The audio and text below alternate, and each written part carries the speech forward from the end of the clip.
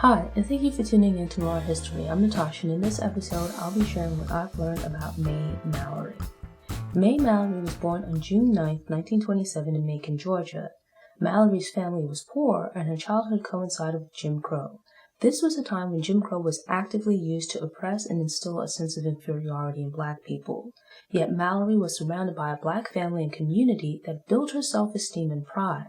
Mallory was surrounded by a Black family and community that built her self-esteem and pride. They did such a great job that Mallory became a fighter, developing a personality that blatantly opposed white supremacy. There was fear that Mallory's non-compliant demeanor would make things difficult for her in the South as she got older. When Mallory was 12 years old, she relocated to Harlem with her mother as part of the Great Migration. The move was partially motivated by the pursuit of better opportunities, but also the hope of keeping Mallory safe. The Harlem of Mallory's adolescence was regarded as the Black Mecca. She enrolled and graduated from high school, but much of Mallory's education would occur at work and in the community. Mallory was first employed as a domestic worker in the homes of white families. The pay was low and the work ranged from menial to degrading, with some employers committing microaggressions. She later found work in factories, but the workplace issues continued despite this being a new environment. To begin with, it was often difficult for Black women to find jobs outside of domestic work. Many factories chose not to hire Black women. The Black women who were employed at factories were often limited to the lowest paying jobs and barred from becoming union members. This meant that they earned less, had few opportunities to advance, and did not have access to an organization that would advocate for their employment needs.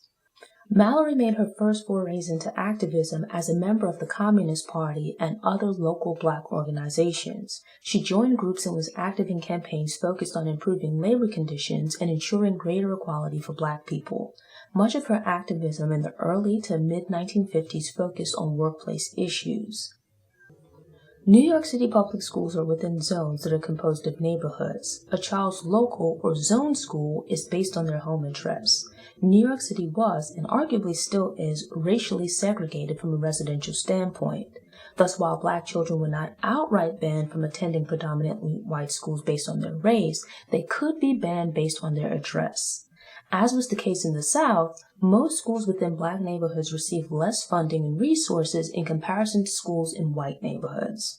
In 1957, Mallory was a single mother, and securing educational opportunities for her children was a pressing issue. Mallory decided to get involved when she learned about the overcrowding and limited resources at her children's school. During a public New York City Board of Education meeting, Mallory stood up and compared the school system to the Jim Crow system of the South. When Mallory tried to enroll her daughter at an integrated school outside of their neighborhood, the school board blocked the enrollment. Mallory joined forces with 8 other women in what was referred to as the Harlem Nine.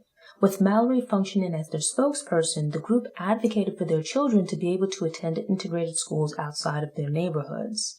Despite their protests, the school board refused to implement any large-scale, meaningful changes. In response, the Harlem Nine withdrew their children from their zone schools for 156 days.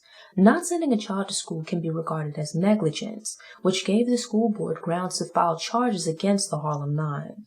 The judge presiding over the case ruled in favor of the Harlem Nine, finding that not only was the New York City school system segregated, but parents had the right to transfer their children. By the 1960s, Mallory had been a full-fledged activist for several years. She was friends with Malcolm X and was in the ballroom when he was assassinated. She also befriended Robert F. Williams, an activist based in Monroe, North Carolina, who advocated for Black armed self-defense. When the Freedom Rides began in 1961, Williams agreed to support their campaign that was scheduled for August 21st to 27th. Mallory agreed to help. Tensions ran high during the days of protest. On August 27th, a small group of riders arrived at the courthouse in preparation for a demonstration and were confronted by a large white mob. The riders retreated to the town's Black area. Mallory, Williams, and other residents got together to figure out a plan for defending themselves in the neighborhood if the white mob showed up. While the group was speaking on the street, a car carrying a white couple, Bruce and Mabel Stiegel, arrived in the neighborhood. Given the day's events, a crowd formed, suspicious that the car's occupants had been sent to scouts for the mob. The Stiegels explained that they'd made a wrong turn and weren't involved with the mob. Some members of the crowd weren't buying this explanation. Out of concern for their safety, Williams invited the Steagles to wait in his home for the crowd to drift away. The Steagles left without further incident sometime later. They arrived home unharmed, but filed a false report with the police that they'd been kidnapped and bound. News reports added that they'd been held at gunpoint. Facing kidnapping charges, along with the real fear of being lynched by the Ku Klux Klan, Mallory and Williams fled. Mallory, along with Williams and his family, fled to New York. There they learned that the FBI had become involved, naming them as fugitives because they'd fled. Deciding to split up, Williams and his family made their way to Cuba. Meanwhile, Mallory fled to Cleveland, Ohio, where she hid for 6 weeks before 25 FBI agents carried out a raid that ended with her arrest. Mallory was held at Cuyahoga County Jail in Cleveland while supporters fought against her being extradited to North Carolina. Various groups and individuals, such as James Baldwin, worked to raise awareness about Mallory's case. Ohio had a history of being a haven for Black people from Southern persecution going back to slavery. There was a real fear that extradition to North Carolina would result in Mallory being railroaded by an all-white jury or lynched by a white mob. After spending 5 months free on bond, Mallory was forced to return to prison to await her fate. She began to write prodigiously about her experience and the injustices experienced by Black people in general. Her writings would help to fuel the dawn of the Black Power movement and start early conversations about mass incarceration.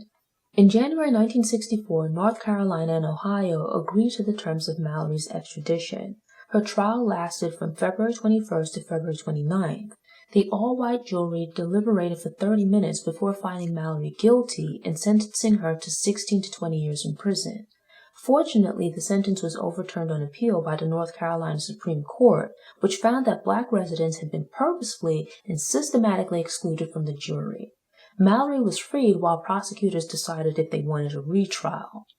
Despite this harrowing personal experience, Mallory remained committed to activism. She participated in demonstrations against the Vietnam War and the imprisonment of Black activists. Mallory settled in Tanzania as part of a group of Black American activists who sought refuge in Africa after the tumult of the 1960s. The life of advocacy lived by Mae Mallory is less frequently discussed in the present. As a result, the details of her later life are unclear. However, it is known that Mallory remained an activist until she died in 2007.